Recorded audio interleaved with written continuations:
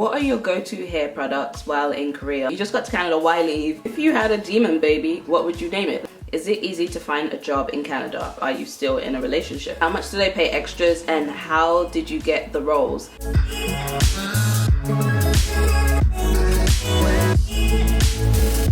Hello, beautiful, beautiful people.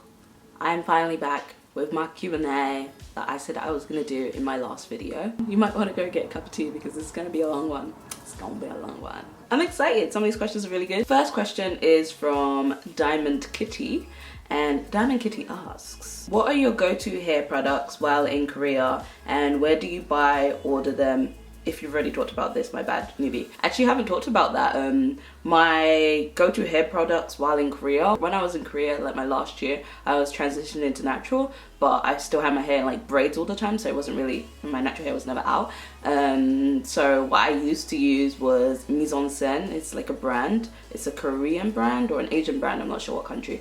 I think it is. And it's really good. It smells great and it worked really well with my hair while it was transitioning. So that's what I used because I could buy it and I could get it and I didn't have to buy an arm and a leg for it. But where I would buy my stuff was either from Itaewon, like that back corner by Dunkin' Donuts, that Itaewon Black Hair Street. I would either buy from there, which it was pretty overpriced, or I would get it online. Now it's way easier to get stuff online because there's places like iHerb. So I use iHerb now. Once I left Korea, actually, it was funny, I found out about iHerb through Charlie Cheer, and so I started using it while I was in Canada when I first moved to Canada because I couldn't find those products here either. So I was like in the same predicament. I started using iHerb and I really like it because it's super cheap, like it's super affordable and they ship really fast, and then they have all the special deals, and I got a French press for like $2 once.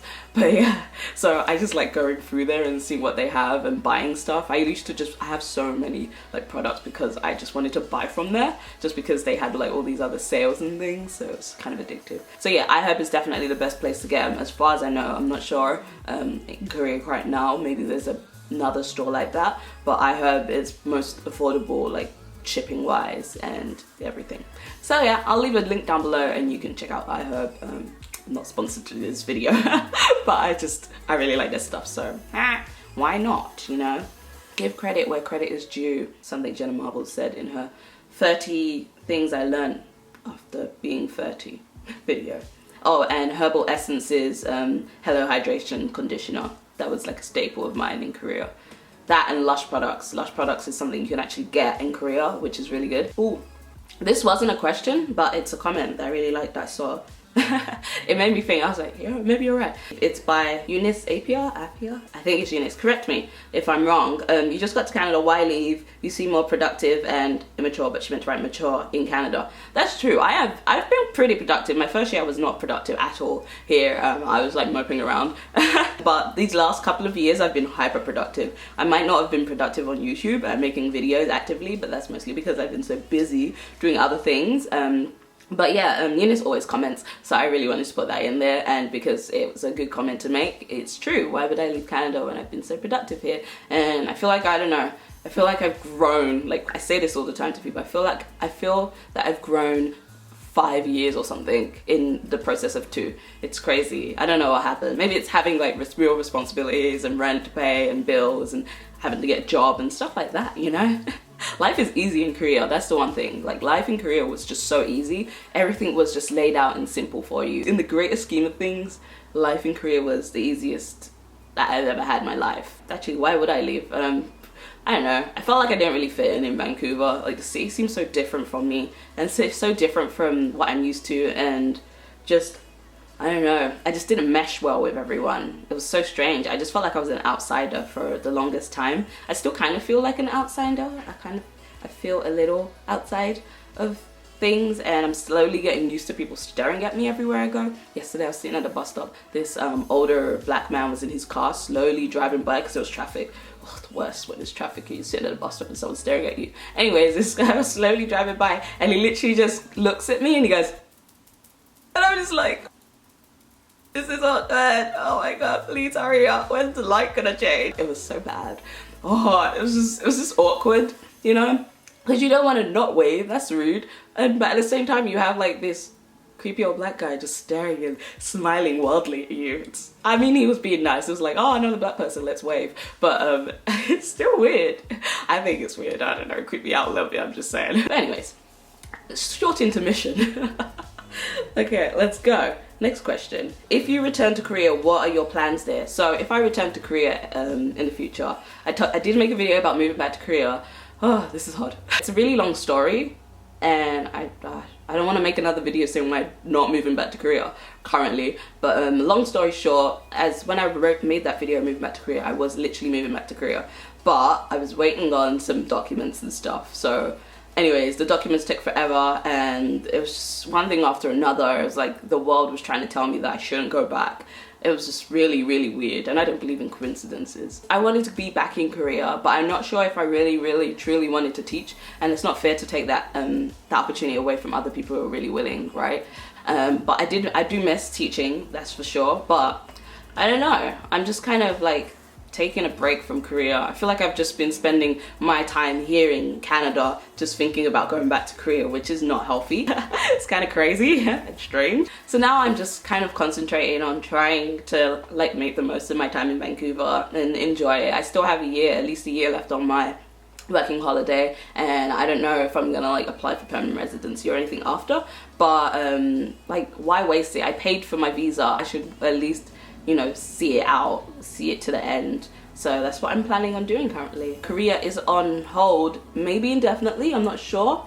I think what I need is more to visit, and more so to visit, and if I'm gonna go back, I'm probably not gonna teach. I think I'll be doing something different, and when it comes to that time, I'll be sure to let you guys know. ROK Life says, hi ROK Life. If you had a demon baby, what would you name it? That's in reference to the demon baby I was speaking about. Okay, not a literal demon baby, but in my last video. And if I had a demon baby, I would name it Dante, like Dante's Inferno. I really like the name Dante, and it kind of makes me feel a bit like it's more of a hellish name, which is never good. My parents would never let me name my child Dante, God forbid. Oh my god, my mom will have a heart attack. It's not wish for anything bad, but she would probably be like, Abby, that's how my mom says my name, Abby. Yeah, I can hear it now. But yeah, Dante would be my devil baby's name, and it was also a character in my first ever book. And next question is from M. Renna Lewis, or Mr. Enna Lewis, I don't know. I live in the US and I'm thinking about moving to Canada. Is it easy to find a job in Canada? Also, are you still in a relationship? I guess it depends like on your skill set, and I mean, it's as easy as it would be in any other country, depending on your skill set and also your experience, and so if you're unique in any way. So I find in Vancouver, finding work isn't too hard, I don't think. Like, I looked and found stuff pretty easily. It depends what you're looking for at the end of the day, right? Because I don't know if there's a market for what you do here. So it's kind of hard to answer. This is a very general, vague question. But I found that if you have a bit of edge, like you have something about you that is very unique that you can put on your resume, put it there. Because that's, at the end of the day, the only thing that's going to make you stand out among the hundreds of thousands other graduates or people with degrees or experience. You know, you have to really stand out now to actually get the eye of the people you're talking to. And interviews are everything. If you get an interview, like, give it everything you really have, because that's what it's going to come down to. Them meeting you face to face and like seeing you and seeing how you are and how you're going to interact with your co-workers and just fit in with their team. So it's really good to like just sell yourself. Don't feel that you have to be modest or whatever. I mean, of course, at the same time, like, be modest, but don't sell yourself short. Make sure you say everything that could possibly relate to this job and why you're the best person to have this job and why they need you in their team. Also look through job sites 24/7. Apply to everything that's relevant to you. Don't just apply to stuff that you wouldn't want to get, because the likelihood is if you get that job, you're gonna be like, oh crap, now I have this job now, oops. You don't want to be that ass. So, because there are people who are really wanting that job you're at. But also, if you think there's something you could be good at, definitely apply to it. If it's something you've never done that you think you could be good at or you want experience in, 100% go for it. Hustle, yo, hustle, that's the key. I'm telling you. Also, are you still in a relationship? That was the second question. Yes, I'm still in a relationship. If you follow my Snapchat, you may have seen Kyle from time to time. But yeah, I'm still with my boyfriend that I was with at the end of my Korean experience Korean journey. So how much do they pay extras and how did you get the roles? That's from Asia Mackenzie. Well, here they pay extras, and I think everywhere pretty much, where there's a big industry, they pay the minimum wage, and then here it's like plus 4% holiday rate, or whatever you call that, holiday fee. Minimum wage, which just went up like 2 days ago in BC, to $10.85, plus 4%, so that brings you up to $11.28 Canadian, which isn't a lot of money considering the economy and this Vancouver itself and the rate of housing and the pricing of housing, which is absurd. Out of the let me not talk about that because I'll get mad. Apartment hunting is really hard. There's that, and it depends on how long you work. So here in BC, at least with what I'm doing, if you work over 8 hours, they pay you half time, and if you work over 12 hours, they pay you double time. So shoots are usually quite long, but the first few shoots I had were really short. They were like 4 or 6 hours long, so I never ever went up to that. But then lately, like more shoots I did, they were like 12 hours or 8 hours. It was more then. And if you're in union, it's completely different pay scale. You pretty much get double the minimum wage if you're in union, pretty much. It's like $20 or something, $24, something like that. Union pays a lot more, but there isn't as much union work available. So, and I'm not really sure how to become part of a union or part of the union. I'm gonna figure that out. But yeah, I need to figure out if you can still get non-union work being union, because most of the work is non-union, and I'm just about having more experience and more work than getting paid more, if that makes sense.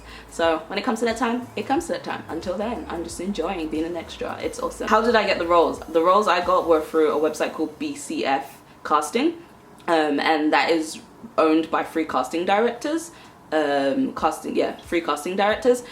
So basically, it's like a direct way to get work without going through an agent. I'm planning on joining an agency like soon. I hear they get you lots of work, and I just want to work like full-time right now. That's where I'm at. But that's how I got work. It was not through an agency, it was through that website that's run by the casting directors, but you can get work through an agency if you join one.